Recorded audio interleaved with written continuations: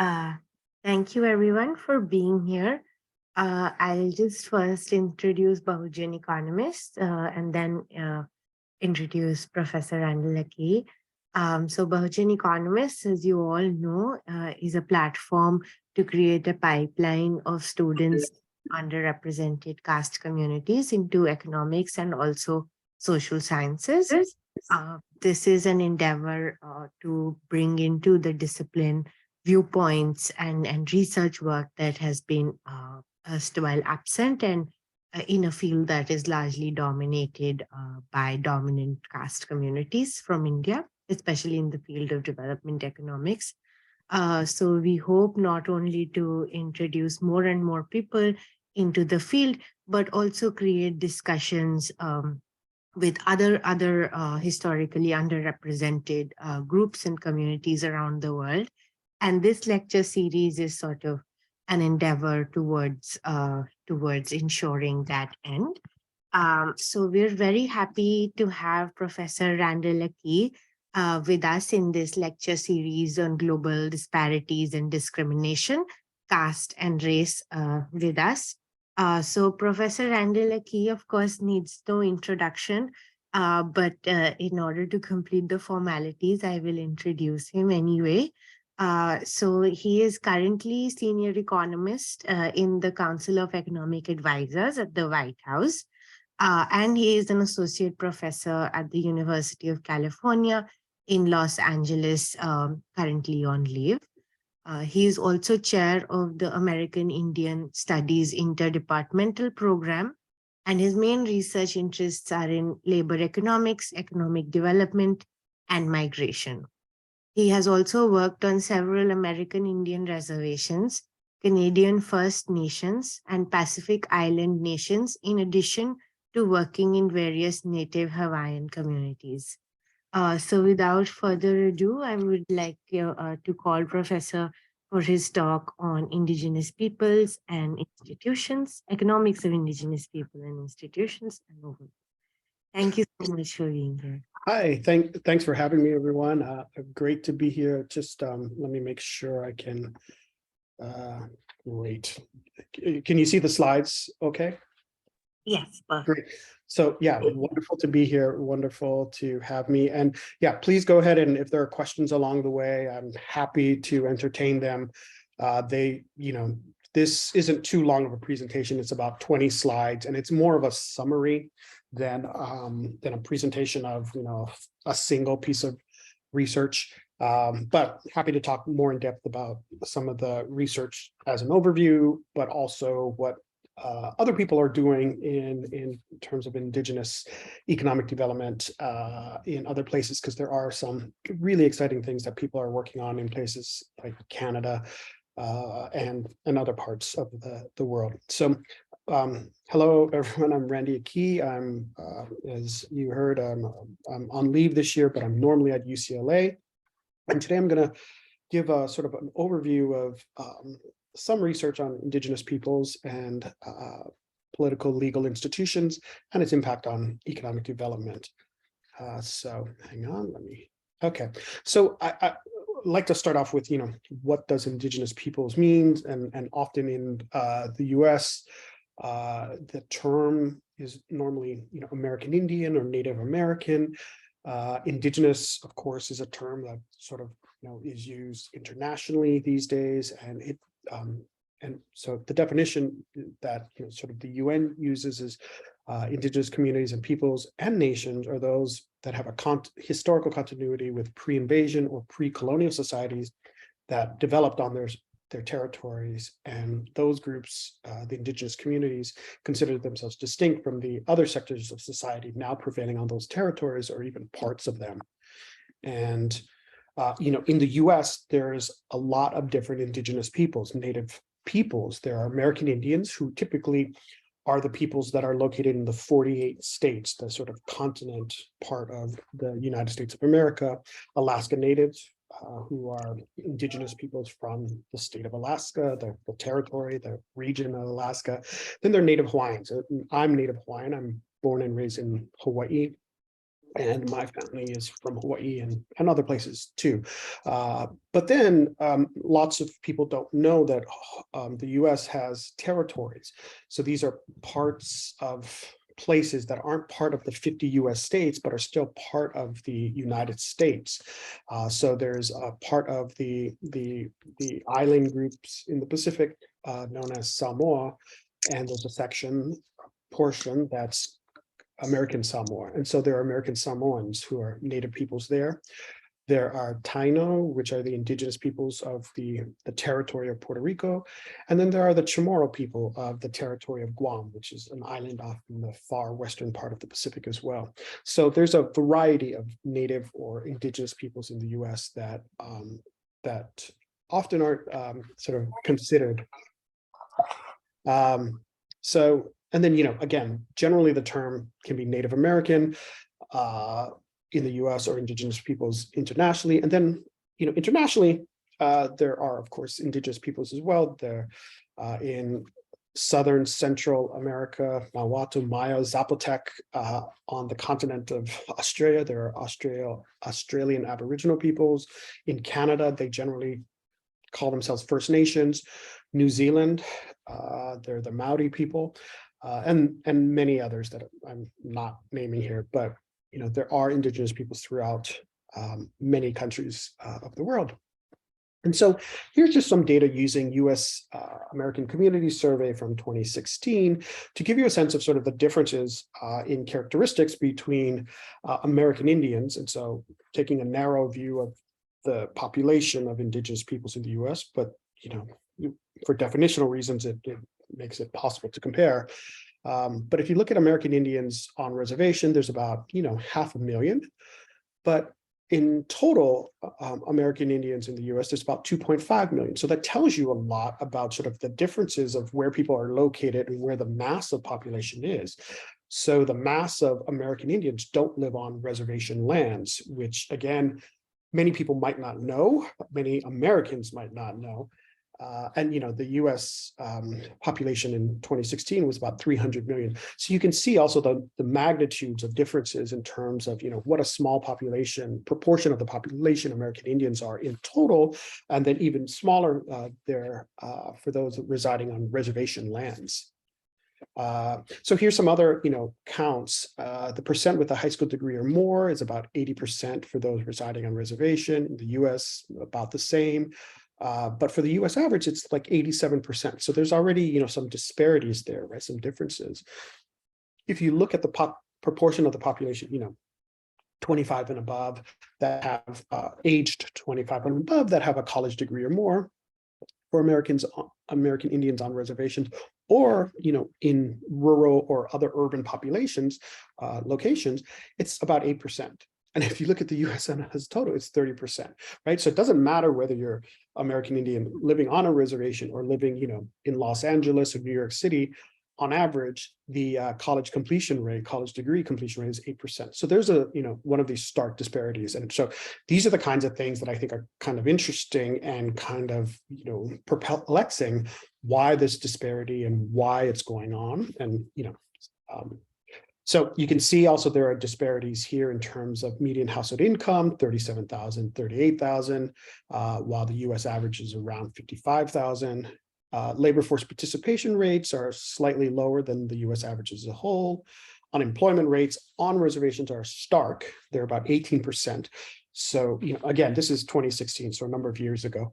And, unemployment rates are different now, but the magnitude of difference still is sort of in that direction where the on-reservation population experiences much more unemployment, higher rates than American Indians residing elsewhere, as compared to the US in total.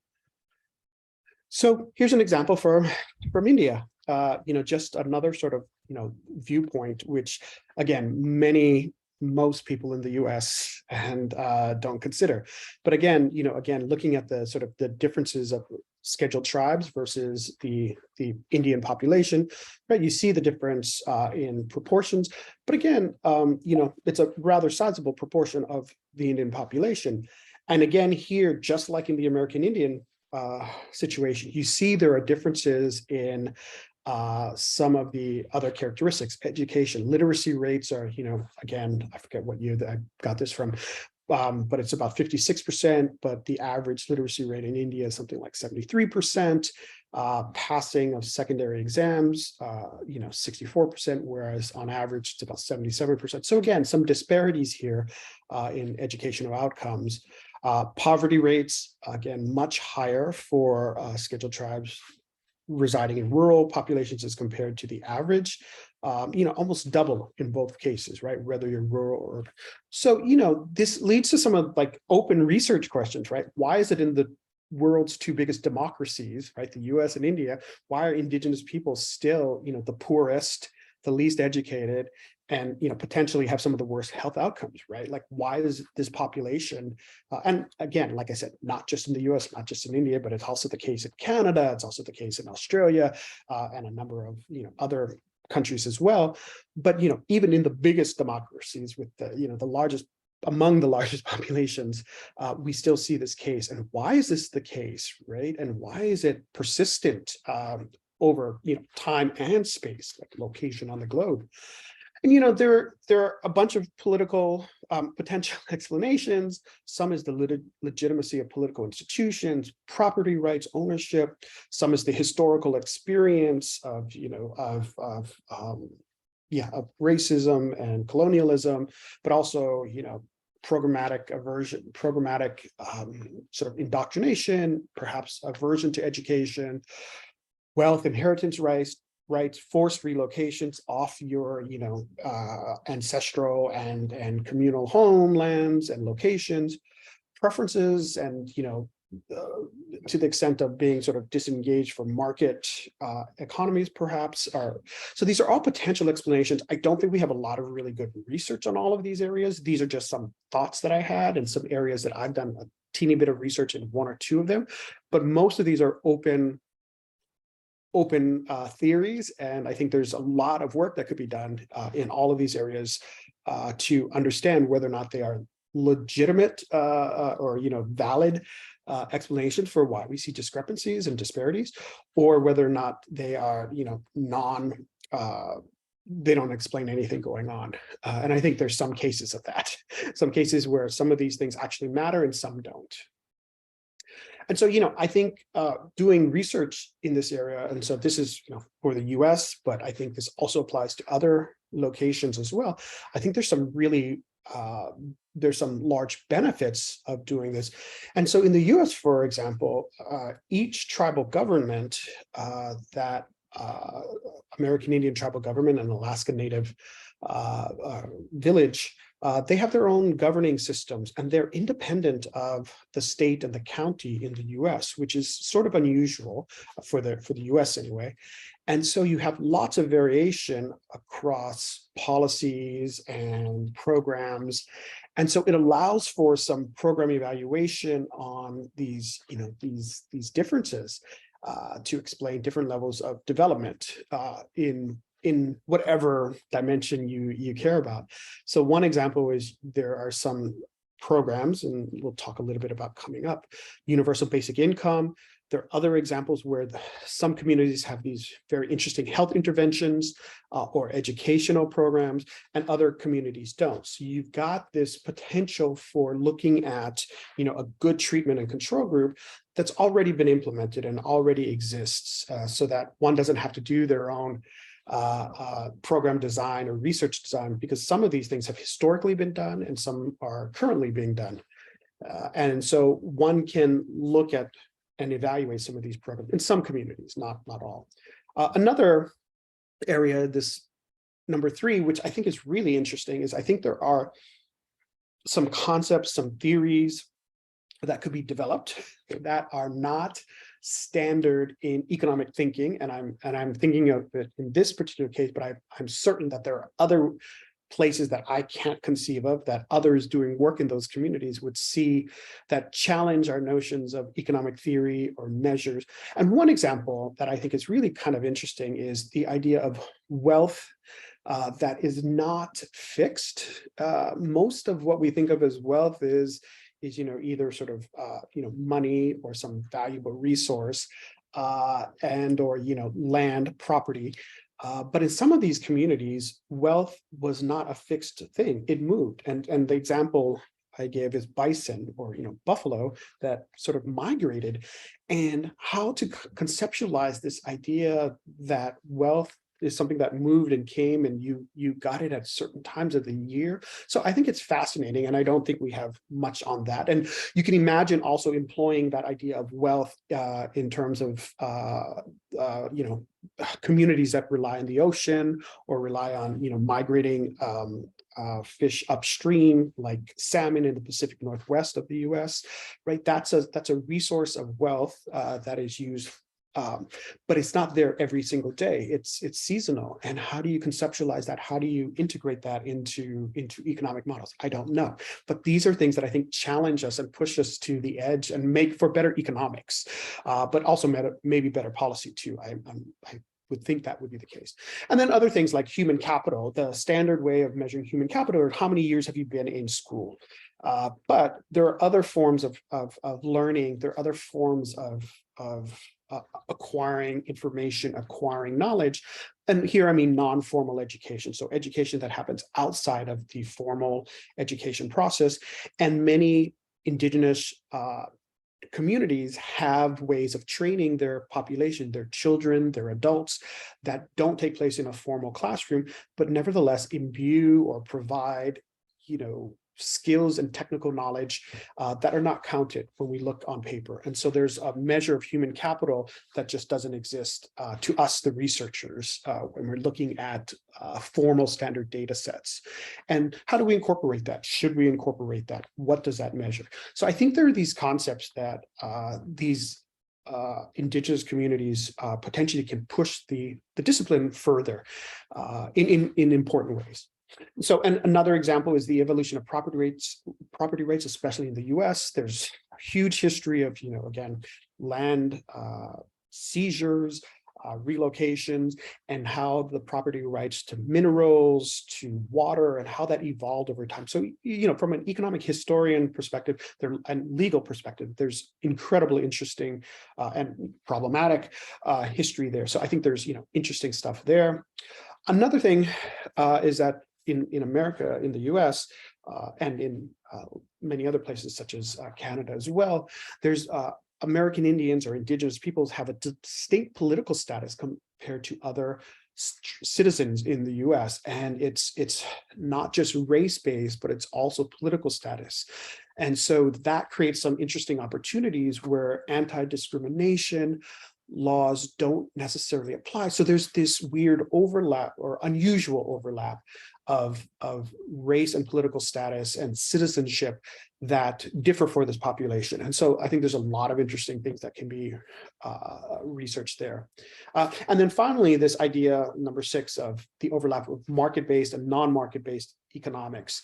And many of these communities sort of, again, overlap and exist in these two different potential economic systems. And that's quite interesting when you see sort of this, the boundaries are blurred to some extent, because most citizens in the US are based in a market-based economy where things are bought and sold in standard markets.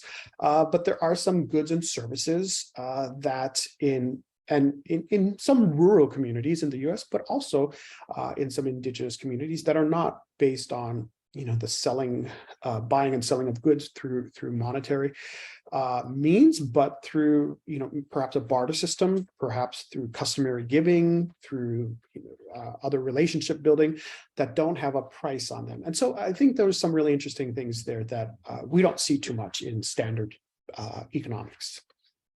Okay, so I will. If anyone has any questions, please go ahead. I can't see any raised hands or anything, so please just jump in. Okay. All right. But one of the problems of doing research, and this is talking about American Indians in the US, is that data is an obstacle. And so, I think this can apply to many other places as well. In the US, as I said, and I showed you some examples, it's a very small proportion of the US.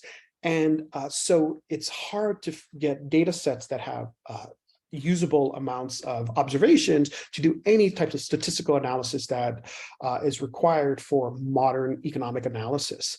And so it sort of requires that you either do your own surveys, collect information, or you use census type data sets, administrative data sets that really count the population. And that has drawbacks too, because those data sets typically are hard to access, or if you can access them, they don't have all of the content or questions that typically people need to answer some questions. But nevertheless, that's sort of the gold standard. Another obstacle is that understanding the history and the institutions of these populations are costly. It takes time to invest in understanding the historical journey and experiences of these indigenous populations, especially in the United States, because these things aren't taught well, or they're not taught completely. And so the average economist, the average even college student, doesn't get exposed to these histories, experiences of these indigenous peoples. So you have to do that on your own. This is sort of a cost that you bear as a researcher, as someone interested in it. And so there's a higher hurdle to understand, why is it that tribal citizenship isn't the same as race status in the US? Well, it has to do with the US Constitution. It has to do with these historical experiences that make it different, make that situation different. Why do reservations? So most people have to do a lot of sort of investment in this, and so from a perspective of a researcher, that's costly, and so it's clearly an obstacle. And then clearly, if you're doing it in another country as well, you have to sort of expand that way as well. And so, as I said, tribal sovereignty, tribal governments are often taught in most educational institutions, not standard anyway. And then also some in the economics profession kind of see this as, like, again, economic history or anthropology and not really economics. And that where I and other people have been pushing this, that no, this is straight economics. It's just applied in different ways and different viewpoints, but it's exactly economics. And it's, hopefully enlarging our knowledge and our understanding of what economics is. Sorry, move over. So now I'll talk to you a little bit of some of my research that actually, sort of dives into a couple of these things. And so, there are ways of looking into some policy insights from this research. One that I've worked on a bit is the impact of anti-poverty programs and universal basic income, this idea of providing income to population and what the long-term impact is on their children. There are other place-based economic development research that I've done as well. I've done some work on business survival, sort of the survival rate during the Great Recession in the US, and its impact on businesses located on reservation lands. And then I'll touch a little bit on COVID-19 in these communities. So one place I've done some work is looking at the impact of casinos on American Indian tribal lands, as well as the impact of essentially a universal basic income program that used revenues from the tribal casino to pay out to tribal citizens, so citizens of that community. And so an example is a community in North Carolina, and they provided about $4,000 per person, which is a relatively large amount. Per capita income was somewhere around $24,000 to $26,000 in that community annually. So, this is a sizable amount, and it was essentially a permanent amount. And so the original researchers, the primary investigators at this, followed these children prior to the opening of the casino, because they were just following children over their childhood, but also into adulthood. So now we have a real longitudinal study of both American Indian and non-American Indian children in the community in North Carolina over time. And you can do a difference in difference comparison across children's outcomes.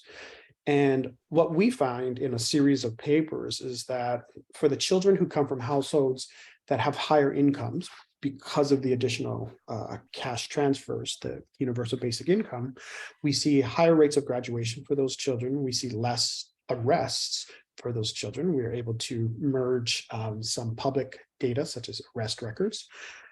We also were able to merge in some voting data, some county and state level voting data. And we find that those children are more likely to vote, sort of the civic participation increases. And we have other measures of emotional, behavioral, and personality traits, and those seem to generally improve. So, we take away this sort of, making people less poor, and much of the impacts actually are concentrated at the lower end of the initial income distribution. So from the households that were initially poorer or in poverty, we see generally the largest impact on children, those children as adults. So this idea of raising people up improves children's outcomes in the future. Sort of they've got hopefully more household resources, and the children also sort of, and it speaks to this idea that poverty is truly a constraint, and it's a constraint on children, right? Sort of not due to anything they've done or chosen to do, but it's an actual constraint, and releasing that constraint improves children's conditions into adulthood. We also see so some of the things we see, we have a few measures of parents' behavior, and we see that there's no change in parental employment. So it's not as if this extra money sort of deters working. It's a lot of money, but it's not enough to, get someone to completely leave the workforce, not to a large extent. We also have some measures of parental fighting and with their spouses, and we see that seems to go down a little bit. So again, if sort of the idea that much of relationship problems are due to things like money, sort of having this basic level of income reduces that, and perhaps maybe makes parents have more sort of bandwidth or time to focus on better parenting, better decision making, and maybe that's the mechanism through which the better child outcomes are occurring. So it's just suggestive of that. But again, this is an interesting question, and this is something that others are studying currently in the US, but they're just starting these basic income programs, in the last decade or so. So they won't be able to see the impact on children for another, decade or so. So this is a place where, again, and so just historically, this happened in the 90s. So this is a case where some of these programs already were historically put into place. Most people didn't know about it, or most researchers didn't engage it. So it's one of those things that flew under the radar. And again, I think it has insights to the broader population as a whole. And I think there are other places where that's the case as well. Okay, so I will go on. So here's another example of the impact of casinos. So thinking about place-based economic development, this is data that collects, you can see we have a lot of observations, 64 million. So this is one of those cases where you have to use administrative data. In this case, it's IRS data, sort of the people's tax forms used in a confidential source with colleagues at the US Census Bureau who have access to IRS data, again, confidential use. So it took a lot of work to get there, nevertheless, very grateful for it. And what we looked at is essentially a long span of all individuals living on tribal casino lands, so not the rest of the US, well, adjacent to them, on a reservation, but also in the adjacent areas, and looked at whether or not a particular reservation had opened a casino at some point. And what we found is that if in this first column, the outcome is income rank of adults, we see that if a casino opened up on a reservation at any point in time, and we have about 30 years worth of data, I think, in here, we see that increases a person's income rank by about 0.4%. So if it were 1.0, it'd be 1%. So, on a 100 scale rank of income, it moves it up positively, but, less than 1%. Then we add in whether or not the tribal government reservation gives a universal basic income. That seems to be statistically insignificant. The casino rank increases. Then we control in this third column for whether or not you, the person, are American Indian or not. And you can see at the outset, in general, American Indians have lower income ranks than non-Indians, which is something we saw in the general data earlier, about 4 percentage points lower. We looked at whether or not an interaction of if you're American Indian and you live on a reservation with a casino, so your income looks like it's about 1 percentage lower. So might say something about where casinos are located originally on, relatively impoverished communities.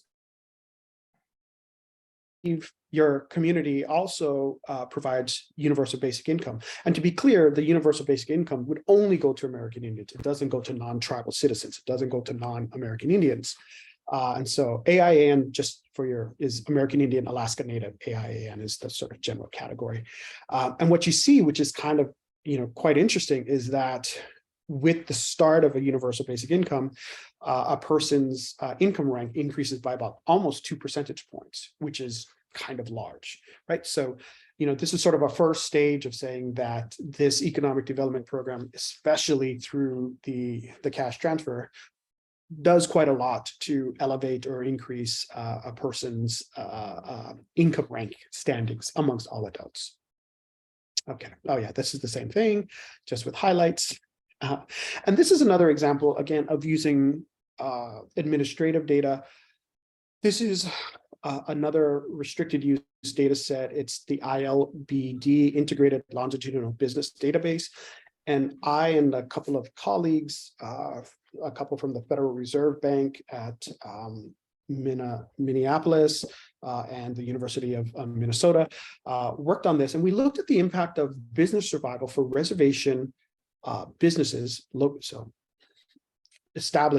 business establishments located on American Indian reservations, as compared to those located adjacent, right off the reservation in the local county, and looked at their survival rates over time. And so this longitudinal business database, essentially is a panel data set of all businesses. And so we geocoded this for reservation lands. And what we found is a really interesting thing. These red maroon bars here show higher survival rates as compared to their counterparts off the reservation. And we find that in industries such as lodging and food, arts and entertainment, education, health, public administration, and wholesale retail, so that the dark red bars, they're statistically more significant, and they're more likely to still be in operation at the end of the Great Recession, which is, again, 2007 to 2012, than their counterparts off the reservation lands. And so it's a kind of an interesting result because, again, the conventional wisdom is that economic development in these communities, it's a bad place to do business. It's hard to do business. But here we see some, business resiliency over the Great Recession. And so, this is just a sort of depiction of fact. I don't understand why this is the case. And so there's a lot more work that could be done to sort of uncover what is it that make businesses located here, more able to survive, the business cycle or recessions than off reservation firms and establishment.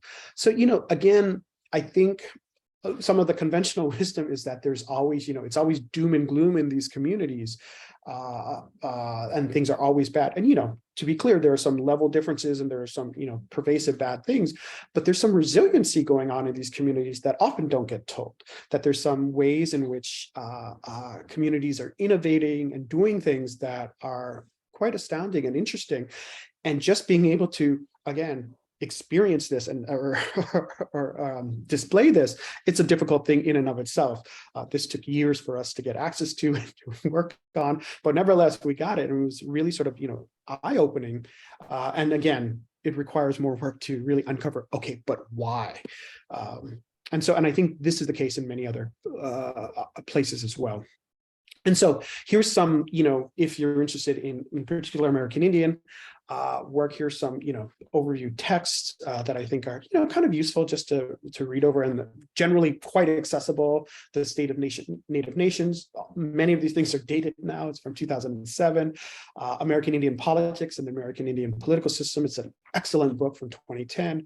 And there's some online resources. The Harvard Project on American Indian Economic Development has a lot of case studies of American Indian economic development projects and businesses even, and then the Native Nations Institute at the University of Arizona, they're partner institutions. And so they have a lot of resources between each other. And so they're both great places. And then finally, the other place that's really useful is, again, the Federal Reserve Bank of Minneapolis. It has an institute within it called the Center for Indian Country Development, and it focuses on the US. But nevertheless, I think a lot of the data and a lot of the things that they provide are useful models in terms of research and data collection. And with that, I will stop. And happy to answer questions or talk about other things. Thank you so much, Professor. This was very, very illuminating. I'm happy to take questions from the audience if people want to maybe drop them in the chat, or I can call upon them to unmute. I had some questions to get us started. One was in sort of like the spillover effects of this kind of research that you talked about. I'm wondering, what is the role of climate change and how these communities are especially impacted? Like you gave the example of the salmon migration in the North Pacific. So yeah, just yeah, no, I think I think that's, to me, is an area of extensive needs to be an area of extensive research.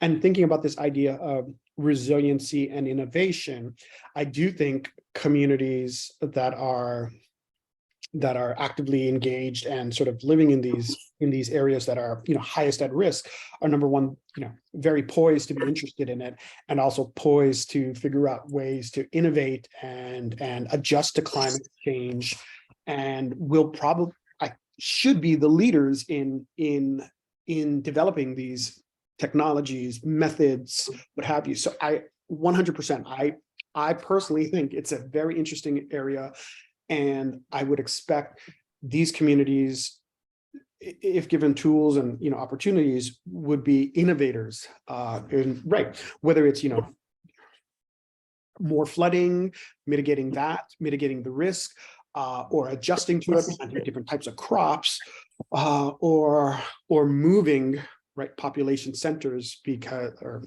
not all of them can be moved, but in anticipation and reaction to those sorts of things. So absolutely, I think some of these places are, they're the most vulnerable in all kinds of ways, but environmental in particular, in some communities. Yeah, I think it's fascinating. And I think, there's a role for environmental economists to also participate in this. Sort of being an environmental economist can be writ large, but it can be community by community, region by region. I think before I ask my next question, Ganesh has a question. Ganesh, if you would like to unmute your, yeah. Yes. Maybe I am wrong here. Please correct me. So India has a scenario in the context of business. So I think there is not I think, but form of social capital is related to community through the connection, social connection that certain communities have, get job opportunities quickly, and some communities like tribal communities and Dalit communities are deprived from that opportunities, although they have merit in education, or let us say in terms of skill. So is there any kind of discrimination did you find during your research that you did you find during your research? So I want to hear that. I want to hear your experience regarding that. Yeah, no, I haven't done direct research on discrimination and whether and how, to what extent that is a an obstacle to economic development or improvement in conditions.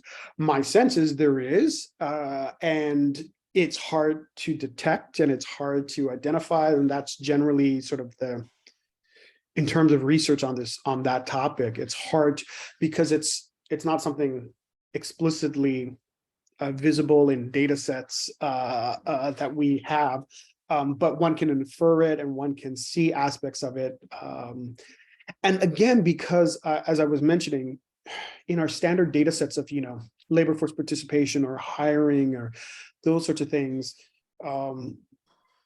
these populations are often not in usable data sets along those. So even when researchers are doing work on discrimination and bias, generally it's not this population, it's other populations that are a bigger proportion of the US, like African Americans, sometimes Hispanics in the US, Mexicans, but it's often not this population because it's such a small, so it's hard to detect and hard to have enough usable samples to just look at disparities in hiring or promotion, even when people have, good data on firms and, what happens in terms of people's promotions within or firing. So this population is just really tough, I think, because it's such a small proportion. So in terms of research, there's, to my knowledge, there's very, very little. And it happens to be because of, lack of data, a lack of, statistical significantly large populations to do it. But nevertheless, I think there's probably great instances of it in certain communities, more so than others in certain parts of the US, because the historical relationship might have been much worse in some parts of the US historically and maybe even currently, so that those conflicts and persist in a way that that might not in other parts. So yeah, I think there must be. I just haven't seen, and I haven't done because of that research on that topic. But yeah, no, I think there's some aspect of it there. And, again, this speaks to this bigger question of how do we improve data? How do we get access to data to uncover some of these things, whether they exist or not? Yeah, great question. So I guess on that, also borrowing from the discrimination social capital question, I was wondering if using the tax data or ILBD, something could be said about occupational mobility, because at least in the case of India, which we're like the context we're borrowing from, caste and tribal status both tend to be tied very strongly to occupation, and that becomes a deterrent to development. So I was wondering if that is similar in the American context. Fascinating. I don't know the answer in the US context. I haven't seen anyone do work on occupational mobility. Yeah, and I feel like there isn't even that much work on just income mobility in general, right? Sort of divorced from just right, what happens, are you more likely to see your income increase over your life cycle, which we expect happens in the case of most people. There's a progression and there's a plateauing, and I actually don't even know what that looks like for Native peoples in the US or anywhere. Actually, now that I think about it, I don't know that I've seen that. So yeah, that would be the first version. And then the second would be, okay, whether that exists or whether it's flat throughout. The next question would be, why is it one way or the other? And I think you're right. The explanation would be, well, it's about occupational mobility or not. And that would be the next. So yeah, I haven't seen any of that. And so, I think you're hitting on important things, important basic foundational questions. And to a large extent, these things just haven't been done because people aren't working on them, because they're working on other topics, other areas, and the data is scarce. But nevertheless, it's an interesting question. And it's an interesting question, as you know, because of the historical situation. And it can get at what you're talking about, right? Is it tied to some historical obstacle burden that prevents this from happening. And even when those historical burdens, obstacles are taken down, like, legally, in a constitution, it's, in the US, we, prohibited employment-based discrimination. It doesn't mean it still doesn't exist. It just might be not as explicit. And the same thing probably in India as well, right? If, caste-based discrimination isn't officially, but in practice, does it still exist? And does it exist in certain areas worse than others, in certain industries or occupations?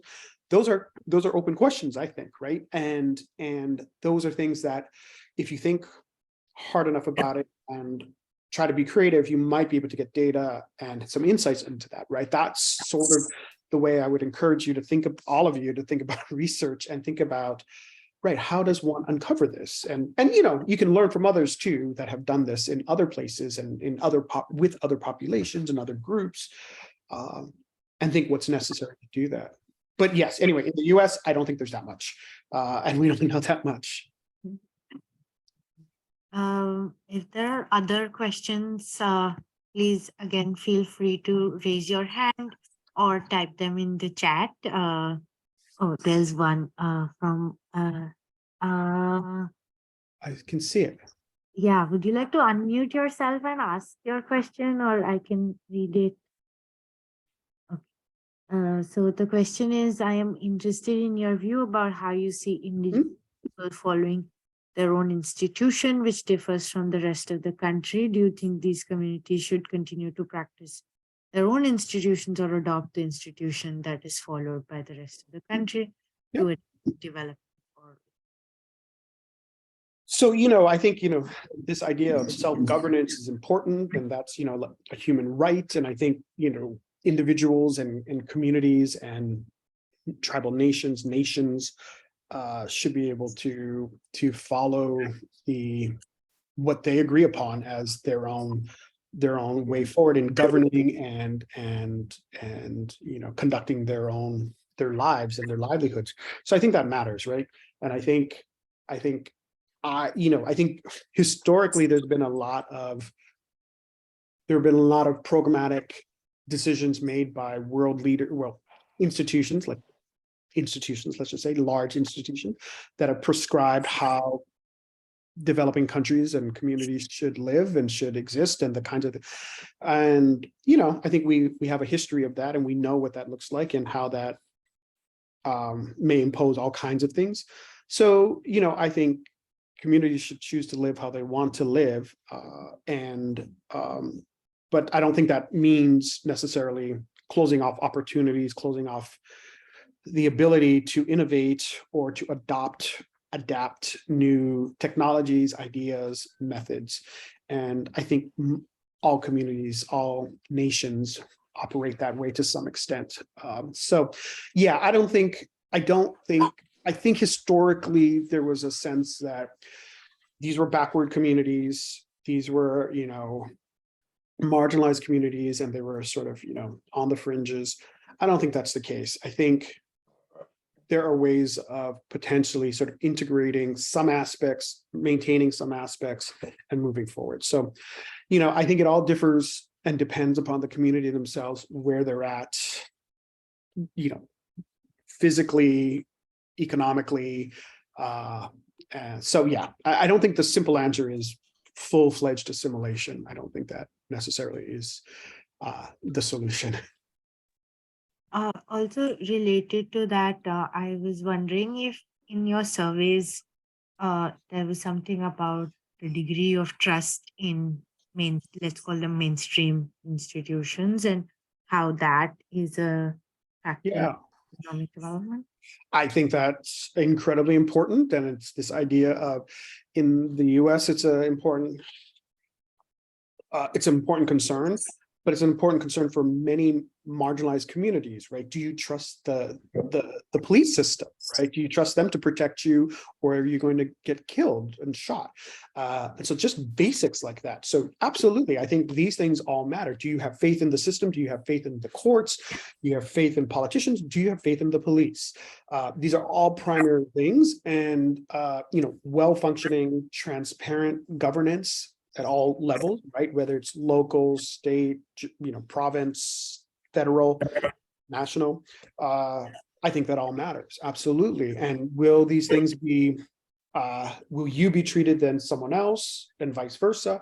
I think all of those things matter. So again, there's a history that exists, and how do things operate today? So absolutely. And I think, I think in the US, you see some differences in that in different regions in the US. There's some regions that have a longer, deeper history in all kinds of sort of, impact on marginalized communities, and others that have slightly less. And so there's variation. And so, there's different levels of comfort and agreeability, maybe, or acceptance, maybe. I don't know. Yeah. So yes, I think it matters tremendously. I think, yeah, Aditi has a question. Aditi is a founder of the platform, and she's doing her PhD at Brown right now. So Aditi, yeah. Hi, am I audible? Yeah. Sorry about the background noise. I'm traveling right now, but thank you so much for this. Thank you so much for this. And while I was listening to you, I was just shaking my head in a very, agreement that yes, all of this holds true here as well about, marginalization and policing and all those things that you have covered, Professor. About that, I just wanted to understand that how do you, like through your research or through your work, have you thought about how the press from different parts of the world can come together? For instance, like in our platform itself is focused on improving representation of marginalized communities in India, and we have been borrowing inspiration from similar resistance in different parts of the world, but it's just that some sort of, people would know about Black Lives Matter, for instance, but they would not know about Dalit Lives Matter or what's happening here, or, the idea of Indianness, which is getting normalized, which is basically is completely erasing the fact that there is no India in itself. So I was just wondering that from your understanding, what do you think would be the way ahead, and what can we as a aspirant in this field in similar research interest, and also applying that into practice, what can be done? Thank you. Yeah, great question. I mean, I think, I think just pushing ahead, I think it's great that you guys are organizing like this. It's wonderful. I think, I think others can drive the research waves and the research fads.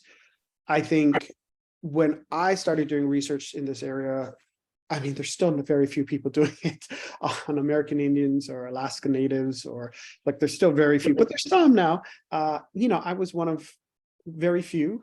And, if you find it interesting and you think it's worthwhile, I think you just got to keep pushing. And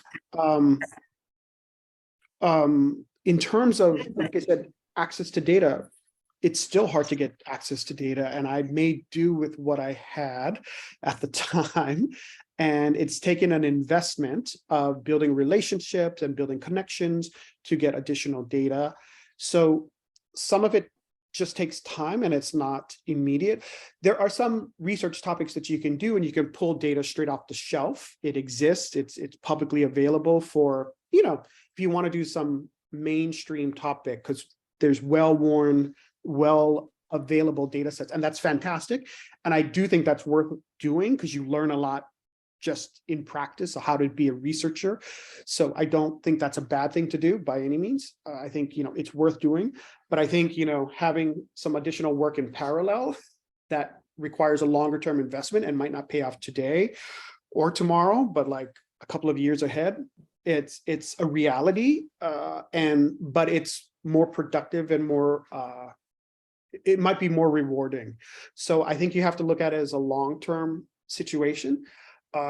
One thing we're doing in the US and in Canada, we started an economics association, the AERIP, the Association for Economic Research of Indigenous Peoples, which we're trying to get off the ground, and it hasn't existed. And we started it about 3 years ago, and it was just to get some acknowledgement of, oh, there are people in other parts of the world, and there are people even within the US doing work on this. Let's have a focal point or way of people being able to connect to each other, talk about, research they're doing, or opportunities for doing research, or, proposals or events. And just so that it wasn't just sort of a, not that it's coordinated, but like a mismatch and people just trying to meet each other on randomly. So that sort of, I think, helps a little bit, because it's sort of, if you want to find out more, you can contact the organization, and the organization can organize things. And COVID, of course, made lots of things difficult to do in the last couple of years, but there's a hope to do this in person, have a conference in person at some point in the US amongst these economists doing Indigenous people's research. And so I think scheduling events, doing seminars, even webinars like this, I think these are ways of increasing awareness, knowledge, possibilities of doing research on these topics and expanding so, right, I think research has to be done. And then when research is done, that can be used as examples for improving policy. It doesn't mean the policymakers will do it, but it's a possibility. So I think it's the four first steps. I'm gonna close the door. Hang on just a second. Okay, I'm back. So related to that, I had a question. So one of the big limitations in doing research in the US seems to be the lack of data. And increasingly in India also, we're in an environment where data has not come out. In the last 5 years, the 2020 census has still not happened. Like data, they haven't started collecting the data yet. So I guess like one thing that has happened, at least in development research, is that you've had a bunch of people doing RCTs and also collecting survey data like you did also. And so I was just wondering, like, what is, I guess, your view on the politics or the ethics of that? Like, we've had over the years in India, we've had a long tradition of people's movements and political organizations conducting surveys to understand like state of the world, which the governments are not willing to sort of like put out. So yeah, I was just wondering, what is your view on people maybe coming from the outside collecting this data? Yeah, no, it's super important question. And the same thing happens in the US as well, in a bunch of underrepresented minority communities where outside researchers come in, do surveys, publish research, and those communities don't see the research. They don't necessarily benefit from the research. So I think that's a pervasive thing that happens everywhere. And it's not a good thing. And so I think the idea of, okay, how do you extract information from a community, come up with some, takeaway ideas and thoughts and insights, but also give back to the community is important, right? So I think more and more that's being seen as an important component of research, in that not only are you extracting data and information and people's time and information, all of that stuff, but you're also giving it back in a way that's productive and useful for them. And I think that matters. I think building that into the research component is something that I hope we're going to see more. And I do feel like people talk about it a little bit more, that how are you going to disseminate this back to, after the survey has been done, after the information has been collected, how are you going to notify the community, the respondents?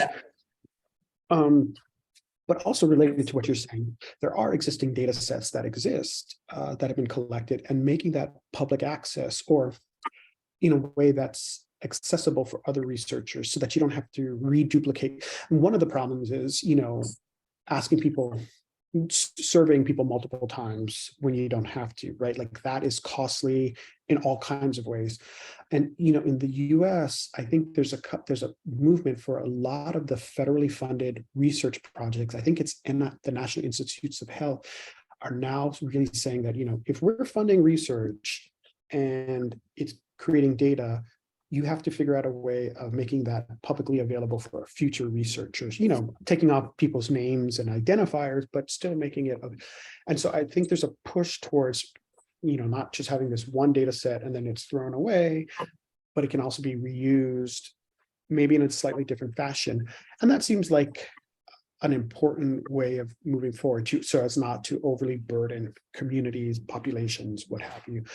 So yeah, figuring out ways to access those existing data sets and really pushing those researchers and those organizations to say, you have a duty to make, again, within reason, in the sense of, we don't want to sort of publicly put up everybody's information and keep things confidential as best as possible.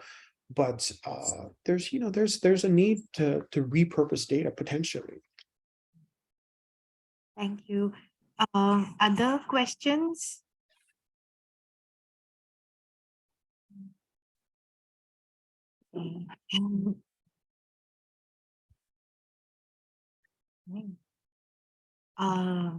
So I think with that, maybe we can bring this session to a close. Thank you so much, Professor. This has been absolutely wonderful. And I'm Thanks for having me. speaking for everyone that I learned a lot, and I hope that we can continue pushing the boundaries of collaboration Absolutely. this way. And yeah, thank you so much to everyone for being here. And I'll just say one last thing. As I just put in the chat the organization that I and others, and so please take a look. Join. There's no cost to joining, and again, I hope we'll have events in person in the near future. So we welcome everyone, and I think we're all interested in this research and collaboration. So definitely encourage you guys to keep working. And yeah, thanks for having me. thank you so much. Thank you. All right, take care. Bye-bye. Thank you. Bye.